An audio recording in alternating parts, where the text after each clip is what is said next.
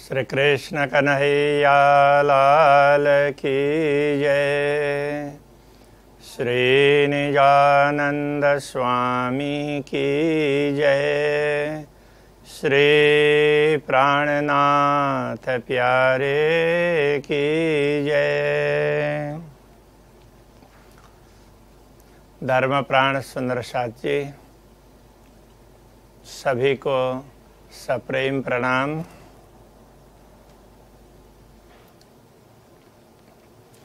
आज हम लोग सेवा पूजा की चर्चा करने जा रहे हैं। सबसे पहले सेवा पूजा क्या है, क्यों सेवा पूजा कहा गया है, उसके लिए हमारा क्या भाव होना चाहिए, इसके विषय में हम थोड़ा सा जान लेते हैं। सेवा पूजा दो शब्द हैं। पूजा को आप जानते हैं, अनेक लोग पूजा करते हैं। उसमें दो प्रकार के भाव होते हैं। एक ये भाव कि हम जिनकी पूजा कर रहे हैं वो बहुत दूर हैं। जैसे सूर्य को अर्घ्य देते हैं ना, तो सूर्य तो बहुत दूर हैं, किंतु सूर्य की ओर मुंह करके तो जल लेकर के फिर तो चढ़ा देते हैं। यद्यपि उस अर्घ्य का लाभ तो दूसरा ही है, वो स्वास्थ्य लाभ के लिए है, किंतु उसको भी धर्म लाभ के साथ में जोड़ दिया गया। तो इसके आधार पर लोगों को लगता है कि हमने सूर्य की पूजा की। उस विषय में हम नहीं जाते हैं। अभी हम पूर्ण ब्रह्म परमात्मा की पूजा करनी है, तो हमारा किस प्रकार का भाव होना चाहिए, तो उसके संदर्भ में बात करते हैं। एक ये भाव है कि हम समझते हैं कि हम तो दुनिया में हैं, ये दुनिया नश्वर है। पूर्ण ब्रह्म परमात्मा विश्व ब्रह्मांड के एकमात्र स्वामी हैं। उनका धाम परम धाम है, इसलिए वे परम धाम में विराजमान हैं, तो हमसे बहुत दूर है।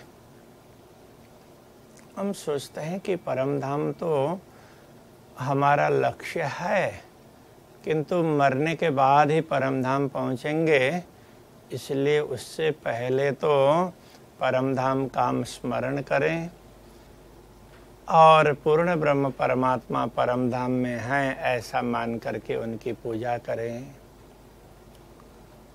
ऐसी हमारी मान्यता है।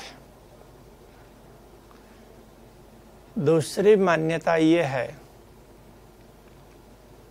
कि परमात्मा को हम आवाहन करें, उनको बुलाएं हमारे सामने, क्योंकि वो इतने दूर हैं, तो यहाँ बुलाए बिना कैसे पूजा हो सकती है। तो सामान्य रूप से आपने कहीं भी देखा होगा, तो किसी भी पूजा में जो लोग देवी देवताओं की पूजा करते हैं, तो उनका आवाहन करते हैं और बुलाते हैं। फिर कहीं भी कुछ वस्तुएं रखी होती है तो उसमें उनका वास मान लेते हैं, आए और आकर के बैठ गए हैं ऐसा मान लेते हैं, फिर उनकी पूजा करते हैं। वैसे तो ये दोनों बातें एक जैसी ही है, क्योंकि बहुत दूर है ऐसा मानेंगे तो सूर्य को अर्घ्य चढ़ाने की भांति पूजा कर दी तो मन तो नहीं लगेगा ना। तो ऐसी पूजा में मन लगाने के लिए, प्रेम भाव प्रकट हो जाए, उसके लिए महापुरुषों ने एक विधान किया। उन्होंने कहा कि देखो, जिसकी आप पूजा करते हो उनका आवाहन करो, उनको बुलाओ। आवाहन करने का तात्पर्य बुलाना। जैसे मान लिया आ गए, फिर हम उनकी पूजा करते हैं। वो एक प्रकार की पूजा है, क्योंकि अब यहाँ दो बातें की थी ना, तो एक बहुत दूर है ऐसा मान लिया, तो उसमें तो हमने पूजा की, एक औपचारिकता का निर्वहन हो गया। वास्तव में मन इधर उधर भटक जाता है, क्योंकि इतने दूर पता नहीं कैसे होंगे, क्या होंगे, कैसे पूजा करें, हमारी पूजा वहाँ पहुँचेगी कि नहीं पहुँचेगी। ऐसे नाना प्रकार के संदेह उत्पन्न होते हैं। इसके लिए इसमें एक समाधान दिया कि देखो, आप पूजा करते हो ना, तो पूर्ण ब्रह्म परमात्मा की पूजा करते हैं, वो दूर हैं, सही बात है, किंतु उनका सानिध्य तो मानना ही पड़ेगा। इसके लिए श्री कृष्ण प्रणामी परंपरा में पूजा के साथ में एक शब्द और जोड़ा, उसको कहते हैं सेवा पूजा। आपको पता है, सेवा करते हैं किसी की तो सामने होंगे तो ही सेवा कर सकते हैं ना, ऐसे सेवा नहीं होती है। यदि माता पिता की सेवा करनी हो, गुरु जी की सेवा करनी हो, अपने बड़ों की सेवा करनी हो, तो दूर हों तो उनके लिए हमने कुछ सुविधाएं उपलब्ध करवा दी, तो वो सेवा तो नहीं हुई, वो सुविधा हुई। जैसे आजकल कई लोग स्वयं घर से दूर रहते हैं, उनको आजीविका के लिए विभिन्न व्यवसायों में रहना पड़ता है। यदि कोई किसी प्रकार की नौकरी लगी हो तो वो बहुत दूर चले गए, कभी कभी तो देश से बाहर भी जाते हैं, बहुत दूर पहुँचे हैं, तो वहाँ से तो कई वर्षों के बाद मिलना होता है। तो अब घर में सेवा बनी रहे, उसके लिए क्या करते हैं, तो वहाँ से पैसा भेज देते हैं। उसके हिसाब से वहाँ सुविधा तो होती ही है, किंतु सेवा तो नहीं होती ना। सेवा का अर्थ होता है हम प्रत्यक्ष मान करके प्रत्यक्ष में करते हैं। तो जैसे पूजा को भी पूर्ण ब्रह्म परमात्मा तो परम धाम में है ऐसा मान करके सूर्य को अर्घ्य दिया, उस प्रकार से दूर से ही प्रणाम कर लिया, तो उसमें हमारा लगाव नहीं बनता है, लगाव बनता है सानिध्य में। तो इसके लिए दो प्रकार के तरीके समझाए।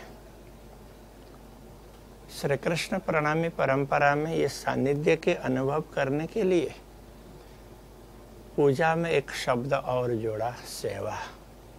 कि आप प्रत्यक्ष पूजा करो तो वो सेवा पूजा मानी जाएगी, अन्यथा वो पूजा औपचारिकता रहेगी।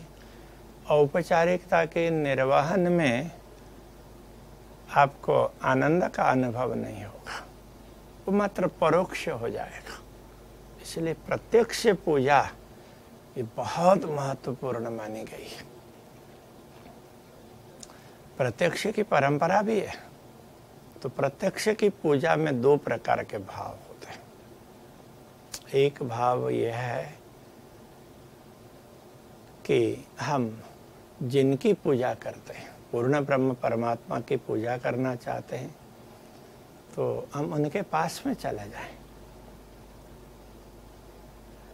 सीधा शरीर से नहीं पहुंच सकते, तो भाव से पहुंचे, अंतःकरण की वृत्तियों को पूर्ण ब्रह्म परमात्मा के चरणों में लगाएं और आत्म भाव से हम उनके पास में पहुंचे। ये उत्तम प्रकार की पूजा है। इसको शास्त्रों में मानसी पूजा ऐसा कहा है। उत्तमा मानसी पूजा, ये उत्तम प्रकार की पूजा है। किंतु मन इतना दूषित होता है कि वो पहुंचता नहीं है। लगाते हैं, थोड़ा सा आगे जाता है, फिर इधर उधर भटक जाता है। तो उसके लिए हमें दूसरा कोई उपाय होना चाहिए। तो अनेक महापुरुषों ने इस पर विचार विमर्श किया, तो क्या कुछ हो सकता है। इसके लिए उन्होंने उपाय निकाला कि चलो परमात्मा तक नहीं पहुंच पाते हैं तो फिर उनका आवाहन किया जाए, उनको बुलाया जाए अपने पास में। जैसे बुलाते हैं तो मान लेते हैं आए, हमारे सामने बैठे, फिर हम उनकी पूजा करते हैं तो वो प्रत्यक्ष पूजा मानी जाएगी। बाकी दूर है मान करके की जाने वाली पूजा परोक्ष होती है, वो मात्र औपचारिकताओं का निर्वहन होता है। प्रत्यक्ष मानकर करते हैं तो ये उत्तम प्रकार की पूजा मानी जाती है। तो इस प्रत्यक्ष पूजा में हम नहीं पहुंच सकते हैं तो उनको बुलाएं। तो उनको बुलाते हैं, उसको आवाहन कहते हैं। हम बुलाएं तो बुलाने के बाद में हमने मान लिया कि हमारे सामने आ गए, विराजमान हो गए। अब हम उनकी अनुकूलता के आधार पर पूजा कर सकते हैं ना। तो पूजा अब होगी। इस प्रकार की पूजा को सेवा पूजा ऐसा कहा है। श्री कृष्ण प्रणामी परंपरा में पूजा को मात्र पूजा न कहकर सेवा पूजा ऐसा कहा। इसके साथ में आपने कुछ और शब्द भी जुड़े हुए दिखे होंगे। उसमें क्या लिखा होता है? अष्टप्रहर की पूजा, सेवा पूजा ऐसा लिखा होता है। तो अष्टप्रहर का तात्पर्य 24 घंटे पूर्ण ब्रह्म परमात्मा को हम अपने साथ में ही समझ लें, उनके सानिध्य का अनुभव कर लें, उस प्रकार से उनकी पूजा करते हैं तो वह अष्टप्रहर की पूजा होती है। श्री कृष्ण प्रणामी परंपरा में तो ऐसी ही पूजा है, इसी को सेवा पूजा कहा है कि हाँ, हम पहुंच करके करें वो तो फिर वो भी अष्टप्रहर ही होता है। हमेशा चलते फिरते खाते पीते कभी भी पूजा होती है। किंतु उसके लिए अभी हमारी मानसिक स्थिति इतनी तैयार न हो, अंतःकरण की पवित्रता न हो। अंतःकरण में विकार है, मन में है, बुद्धि में है, चित्त में है, अहंकार में विविध प्रकार के विकार हैं, तो वह भाव नहीं आ पाता है। तो हम बुला करके करते हैं, आवाहन करते हैं, तो फिर सामने है वो मान लिया तो एक भाव प्रकट होता है। यथार्थ में पूर्ण ब्रह्म परमात्मा इसी भाव को ग्रहण करते हैं। दूसरी सारी वस्तुएं ये औपचारिकता है, इनको उपचार कहा है। ये सारी सामग्रियां भी हमारे भाव को बढ़ाने के लिए ही है। किंतु सामग्री को हमने अर्पण किया, किंतु उसमें भाव नहीं आया, तो फिर वह पूजा सेवा पूजा नहीं मानी जाएगी, वो एक परोक्ष पूजा मानी जाएगी। औपचारिकता का निर्वहन कर लिया किंतु उसमें आनंद नहीं होगा कि हाँ हमने कुछ किया, इसका इतना संतोष होगा।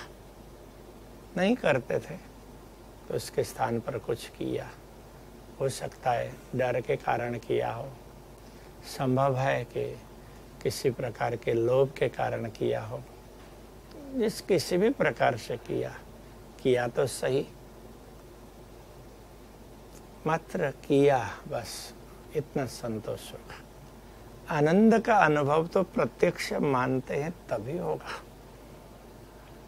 इसलिए पूजा है वो सेवा होनी चाहिए, प्रत्यक्ष मानकर पूजा की जानी चाहिए। इसके लिए श्री कृष्ण प्रणामी परंपरा में आवाहन करते हैं पूर्ण ब्रह्म परमात्मा को। हम आओ जी वाला बोलते हैं ना, आओ पधारो ऐसा बोल करके, तो वो आवाहन करते हैं। तो हम मान लेते हैं कि हमारे सम्मुख आ गए हैं। जैसे सार्वजनिक मंदिर में पुजारी जी पूजा करते हैं, तो वो मान लेते हैं कि पूर्ण ब्रह्म परमात्मा हमारे सम्मुख आ गए, विराजमान हो गए सिंहासन में। तो ऐसा मान करके अब उनकी पूजा करने के लिए भाव रखते हैं। यदि हम घर में करते हैं तो घर में भी तो मंदिर बना हुआ होता है, छोटा हो बड़ा हो, जैसा भी हो, जैसी सुविधा हो, उस प्रकार से करना चाहिए। यदि किसी के घर में अच्छी सुविधा हो सकती है, घर बढ़िया है, तो पूर्ण ब्रह्म परमात्मा के लिए पूजा का स्थान भी बहुत बढ़िया होना चाहिए। वैसे तो सबसे सुंदर तो वही होना चाहिए, सबसे महत्वपूर्ण स्थान ही वही होना चाहिए जहाँ पूर्ण ब्रह्म परमात्मा विराजमान होते हों। वो स्थान साधारण तो नहीं हो सकता ना, तो उसको महत्वपूर्ण हमें मानना ही पड़ेगा, तभी वो भाव प्रकट होगा। इसलिए सजाना भी अच्छा चाहिए। पूर्व काल में क्या परिस्थिति थी कि आर्थिक रूप से विपन्नता थी, इसके कारण परिवार के लिए रहने के लिए भी व्यवस्था अच्छी नहीं थी। जैसे तैसे घर में छोटे मोटे घास फूस वगैरह कच्चा पक्का जैसा बनाया हो, उसमें जीवन व्यतीत करते थे। वो एक प्रकार का गुजारा माना जाता था। तो उसमें फिर पूजा के लिए स्थान भी बड़ा छोटा होता था। तो कई बार तो दीवाल में तो छोटी सी जगह बना करके रखते थे, तो उसको गुजराती में गोखला कहते हैं। दीवाल में ही छोटी सी जगह होती है, नेपाली में उसको खोपा बोलते हैं, खोपो। तो इस प्रकार से ऐसे स्थान पर यदि हमने पूजा का स्थान बनाया है तो स्थान ही छोटा है, इसलिए वहाँ पर छोटी ही जगह बना, वो बैठने के लिए भी पूर्ण ब्रह्म परमात्मा के लिए, श्री राज जी के लिए, श्री श्यामा जी के लिए बहुत छोटी सी जगह उसको सजाते हैं। तो उसी प्रकार से वागा वस्त्र, मुकुट वगैरह, हार वगैरह हम लोग उसी प्रकार से व्यवस्था करते हैं। तो इसके आधार पर आज भी लोगों के दिमाग में कैसा चलता है कि पूर्ण ब्रह्म परमात्मा तो बड़े ही छोटे हैं, जैसे छोटी सी मूर्ति होती है तो इस प्रकार से बहुत छोटे हैं, तो उनके लिए तो हर चीज़ छोटी है। बागा वस्त्र ये भी बड़े छोटे हैं, मुकुट वगैरह भी बड़ा छोटा, हार भी छोटा। उनको यदि हम भोजन करवाते हैं तो भोग के लिए वो थाली वगैरह वो भी बड़ी सी छोटी, बड़ी छोटी ही उसमें रखते हैं, और उसमें फिर कटोरी रखेंगे वो भी छोटी है, उसमें लोटी भी बड़ी सी छोटी होती है। और उसी प्रकार से जो भी दूसरे पात्र वगैरह रखेंगे ना, तो सारे बड़े छोटे हैं। चंदन चढ़ाना हो तो उसके लिए भी बड़ा बहुत छोटा सा पात्र तो उसमें रखेंगे। अब आप देखिए कैसी हमारी मानसिकता है। पहले तो विपन्नता थी, घर ही छोटे होते थे तो जैसे तैसे चला लेते थे। अब जब घर अच्छे बन गए, सारी व्यवस्था हो गई, तो पूर्ण ब्रह्म परमात्मा की व्यवस्था बहुत अच्छी प्रकार से, बहुत सुंदर ढंग से की जानी चाहिए। यदि हमारा भाव है तो हमारे घर में जैसे हमारे लिए सुविधा होगी, जैसे हमारे घर में कोई अतिथि आते हैं तो उनके लिए हम सुविधा उपस्थित करते हैं, तो पूर्ण ब्रह्म परमात्मा के लिए भी बहुत अच्छी सुंदर व्यवस्था हमें उपस्थित करनी होगी। ये हम लोगों को अपना कर्तव्य समझना चाहिए। ये केवल औपचारिकता की बात नहीं है, इसको हमें कर्तव्य ही समझना होगा। इस प्रकार हर कोई सुंदर साथ देख लें कि अपने घर में किस प्रकार की व्यवस्था है। अभी तक हमें ख्याल नहीं था, तो जैसी तैसी व्यवस्था कर रहे थे, चला रहे थे। अब ख्याल आ गया तो अच्छी व्यवस्था करनी चाहिए। तो आप सिंहासन बनाएं तो बड़ा सिंहासन बनाएं। जैसे अक्षरातीत धामधनी हमारे सामने ही पधारे हैं, तो उनका कितना बड़ा स्वरूप होगा। वो बैठेंगे तो कैसे बैठेंगे,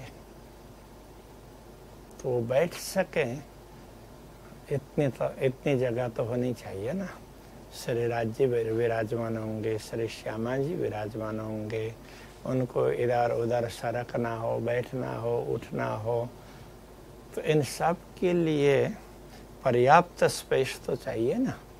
तो इस प्रकार से ये सुंदर स्थान हमें घर में बनाना चाहिए। घर छोटा है तो घर के आधार से आप बनाइए, किंतु यदि घर बड़ा है तो आपको सिंहासन भी बड़ा रखना चाहिए। धागा वस्त्र वगैरह भी उसी प्रकार से, मुकुट वगैरह भी उसी प्रकार से, हार वगैरह, और उनको भोग लगाने के लिए जो भी थाली पात्र वगैरह हम रखेंगे वो भी उसी प्रकार से बड़े ही होने चाहिए। जैसे हम ये सोच लें ना कि हम लोगों को स्वयं को करना होगा तो हमें कितना बड़ा चाहिए, उसी प्रकार से हम लोगों को मान करके करना चाहिए। ऐसी व्यवस्था सब लोग करें तो बड़ा अच्छा रहेगा। अब प्रणामी परंपरा में पूजा में अब क्या रखते हैं, जैसे जिन लोगों की जैसी रुचि होती है, कोई किसी देवता की पूजा करते हैं, कोई किसी अवतार की पूजा करते हैं, कभी कभी कोई भक्तों की भी पूजा करते हैं, कुलदेव की पूजा करते हैं, कुल देवी की पूजा करते हैं। लोग अलग अलग प्रकार से पूजा करते हैं। पूर्ण ब्रह्म परमात्मा की पूजा करने वाले लोग दुनिया में बहुत कम है। इसलिए जो लोग श्री कृष्ण प्रणामी परंपरा में हैं, उन लोगों को तो बड़ी प्रसन्नता होनी चाहिए कि देखो दुनिया में इतने लोग हैं, कितने करोड़, सैकड़ों करोड़ लोग हैं, लगभग 700 करोड़ जितने लोग इस दुनिया में होंगे। तो इतने लोगों को ये सौभाग्य नहीं मिला है कि हम पूर्ण ब्रह्म परमात्मा की उपासना करें। इनमें वैसे तो बहुत लोग पूजा पाठ करते ही नहीं, उनको कोई ख्याल ही नहीं है। जो लोग पूजा पाठ करते हैं, जिनको परमात्मा के प्रति ख्याल है, तो उनमें भी थोड़े ही लोग पूर्ण ब्रह्म परमात्मा की पूजा करते हैं। यदि हमें ऐसा सौभाग्य प्राप्त हुआ तो हम लोगों को बड़ी प्रसन्नता होनी चाहिए कि कितना बढ़िया लाभ हमें प्राप्त हुआ है। तो हम लोग सब बड़े ही प्रसन्नता से पूर्ण ब्रह्म परमात्मा की पूजा करें। ये मौका मिला है, बार बार मिलने वाला नहीं है, ऐसा समझ लें। जैसी सुविधा है उस हिसाब से हम पूर्ण ब्रह्म परमात्मा के लिए अच्छा स्थान रखें। वो थोड़ा ऊंचा भी होना चाहिए। सिंहासन हम बनाते हैं ना, तो इतना ऊंचा अवश्य होना चाहिए कि आपके घर में सोफा वगैरह हैं, उसमें आप बैठते हैं, कुर्सी में बैठते हैं, बेड हैं, बेड में बैठते हैं, तो उनसे तो ऊंचा होना चाहिए। इसलिए हम लोग सामान्य रूप से कहते हैं आपके घर में टेबल होगा ना, तो तो टेबल की ऊंचाई सामान्य रूप से 30 इंच की मानी जाती है। 30 इंच का अर्थ होता है 2.5 फुट जितना। तो इतना ऊंचा प्लेटफॉर्म होना चाहिए, उसके ऊपर सिंहासन होना चाहिए। इसका तात्पर्य ये है, हम कहीं भी बैठे तो पूर्ण ब्रह्म परमात्मा से नीचे बैठे, क्योंकि बड़ों से नीचे बैठना चाहिए। घर में यदि बड़ों का आगमन होता है, गुरुजनों का आगमन होता है, तो हम उनको उच्च आसन में बैठाते हैं, हम नीचे बैठते हैं। हम हमेशा यही सोचते हैं कि अपने से बड़ों का स्थान ऊंचा होना चाहिए। यदि सबके लिए आसन ऊंचा नहीं कर सकते तो भाव तो ऊंचा कर ही सकते हैं। इस प्रकार से परिवार में ना बड़ों के लिए उसी प्रकार का मान होना चाहिए, अपने समवयस्क के लिए उसी प्रकार का मान होना चाहिए, अपने से छोटों के लिए उसी प्रकार का मान होना चाहिए। ऐसी व्यवस्था हम लोगों को कर लेनी होती है। इससे परिवार में सुख शांति रहती है, एक दूसरे का मान बना रहता है, एक दूसरे का सम्मान होता है। तो परिवार में कभी भी कलह नहीं होगा, क्लेश नहीं होगा, ऐसी परिस्थिति होती है। ये सब व्यवहार के लिए बहुत अच्छी बात है। कहने का तात्पर्य यह है कि बड़ों का मान होना चाहिए। पूर्ण ब्रह्म परमात्मा तो सबसे बड़े हैं ना, इसलिए उनका मान तो सबसे ऊपर होना चाहिए। जैसे हमारे घर में माता पिता हैं, अपने से और बड़े हैं, और माता पिता से भी कोई दूसरे बड़े हैं, उन सबको हम मान देते हैं ना। इसी प्रकार से गुरुजन आते हैं तो गुरुजनों को माता पिता से भी बढ़ कर के मान देना होता है। तो उसी प्रकार हमारी परंपरा के सदगुरु श्री देवचंद्र जी महाराज, महामती श्री प्राणनाथ जी महाराज, अथवा जो भी गुरुजन हुए हैं जो हमारे बीच अभी उपस्थित नहीं है, तो उनको मान देते हैं। उनका स्थान जो है उनसे भी थोड़ा सा उच्च रखते हैं। उसी प्रकार उच्च रखने का तात्पर्य केवल ऊंचाई में रखना ऐसी बात नहीं है, किंतु भाव हमारा इस प्रकार का होना चाहिए।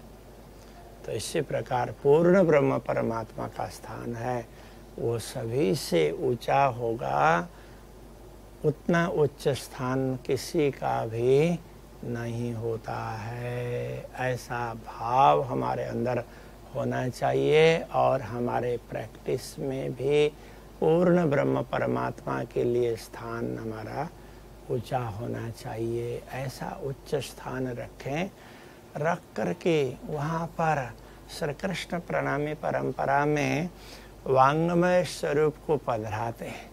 जैसे मूर्तियाँ वगैरह अनेक लोग पधराते हैं, तो श्री कृष्ण प्रणामी परंपरा में पूर्ण ब्रह्म परमात्मा का वांग्मय स्वरूप पधराते हैं। इसका तात्पर्य ये है कि उनका ये बोलता हुआ स्वरूप है। उनके साथ में तो हमारी बातचीत होगी, उनको तो हम रिझाएंगे, उनको हम कुछ खिलाएंगे पिलाएंगे, प्रत्यक्ष मान करके सेवा करेंगे ना। तो ऐसा भाव होता है। देखिए प्राचीन समय में भी इसी प्रकार का भाव होता था। वैदिक समय में ऋषि महर्षि लोग ऐसा ही तो करते थे। कहाँ उस समय मूर्तियाँ होती थी? मूर्ति पूजा बाद में आरंभ हुई। उसका कारण क्या है कि लोगों को वो भाव क्रिएट करना होगा, उनके अंदर भाव प्रकट करना होगा। इसके आधार पर कुछ न कुछ वस्तुएं, कुछ प्रतीक रखनी पड़ेगी ना। मूर्ति स्वयं परमात्मा नहीं होती है, परमात्मा के लिए वो प्रतीक है। तो प्रतीक भिन्न भिन्न प्रकार के होते हैं ना। तो काष्ठ की प्रतीक होती है, काष्ठ की मूर्ति होगी। इसी प्रकार वो मिट्टी की भी बना सकते हैं, ऐसे सीमेंट का भी बना सकते हैं, इसी प्रकार धातु का भी बना सकते हैं, ऐसे रेत चिपका करके भी बना सकते हैं। फोटो भी एक प्रकार की मूर्ति ही होती है। इसी प्रकार ग्रंथ को भी परमात्मा का परमात्मा की मूर्ति ही माना है, उसको वांग्मय मूर्ति कहा और उसको श्रेष्ठ कहा है। प्राचीन समय में तो लोगों ने ज्ञान को ही, क्योंकि ग्रंथ से ज्ञान और भक्ति प्राप्त होती है ना, इसलिए उसको महत्व देकर के यदि प्रतीक के रूप में किसी को समझाया तो उस समय इनको ही समझाया, ग्रंथ को ही महत्व दिया। उस समय तो ग्रंथ छपे हुए भी नहीं होते थे, हस्तलिखित हुआ करते थे। अति प्राचीन काल में तो ग्रंथ भी नहीं थे, तो गुरुजन बताते थे, जो लोग सुनते थे उनके अंतःकरण में वो बात अंकित हो जाती थी। तो एक बार बोला, बस अंकित हो गई। इतनी एकाग्रता उस समय हुआ करती थी, मन विचलित होने के लिए बहुत स्थान नहीं होते थे। आज हर किसी का मन विचलित होता है, तो इसके आधार से बहुत कुछ बिगड़ गया है। आजकल तो ये फ़ोन है, उनमें सोशल मीडिया है, इनके आधार से तो मनुष्य का मन कितना ज़्यादा विचलित होता है, तो फिर पूजा पाठ में कहीं लगता ही नहीं है। जब ये मोबाइल फ़ोन आरंभ नहीं हुए थे, लैंडलाइन फ़ोन ही थे, तो हम लोग अपना अनुभव भी विचार करके देखें कि हम लोगों को कई नंबर याद थे। तो सकता है जिसको जैसे काम होंगे ना, किसी को 20 नंबर 25 नंबर याद हो, किसी को 50 नंबर हो, किसी को 100 हो, किसी को इससे भी ज़्यादा हो। मुझे भी इतना अवश्य ख्याल है कि संभवतः वो 50 जितने नंबर तो याद होंगे। और सीधा सीधा नंबर नहीं लगता था अभी मोबाइल की तरह से, तो उनके लिए एरिया कोड वगैरह डायल करना पड़ता था, उसको एसटीडी बोलते थे। तो एसटीडी कोड, तो अनेक शहरों का एसटीडी कोड भी ज्ञात होता था। तो उसके पास में, उसके साथ में यदि कोई एक्सटेंशन हो तो एक्सटेंशन का भी याद हुआ करता था। ये सारी बातें याद होती थी। और अभी जब से मोबाइल फ़ोन आया तो उसमें मेमोरी कार्ड आ गए, उसके बाद में फिर अब स्मार्टफोन हो गया, उसमें पूरी डिटेल एंट्री करते हैं, तो उसके बाद में अब दिमाग में कोई भी वस्तु नहीं रही, दिमाग तो खाली हो गया और उधर वस्तुएं सारी फ़ोन में चली गई। तो अब दिमाग खाली हो गया तो खाली फालतू काम में लग जाता है ना, तो इसको परमात्मा के स्मरण में लगाते रहना पड़ता है। इसलिए श्वास श्वास निज नाम जपो, ऐसा कहा है। तो ये हमारा एक उच्च प्रकार का भाव है। तो ये भाव सबसे ऊंचा है। तो प्राचीन समय में तो सुना, सुनने के बाद में याद हो गया, इसलिए ज्ञान को श्रुति कहा है। वेद को श्रुति कहते हैं ना, तो इसका तात्पर्य ये है, ये सुन करके प्राप्त करते हैं। पढ़ने लिखने की बात तो बाद में हुई, आरंभ हुई है, लिपि वगैरह का विकास भी बाद में हुआ। तो श्रवण करते थे, तो सुना, गुरुजनों ने जो कुछ अनुभव किया वो उन्होंने अपने साथ में रहने वाले लोगों को, जिनकी श्रद्धा होती थी, उनके शिष्य जन हैं, उनको समझाना आरंभ किया। तो इस प्रकार से ये प्रक्रिया आगे बढ़ती बढ़ती बढ़ती चली गई।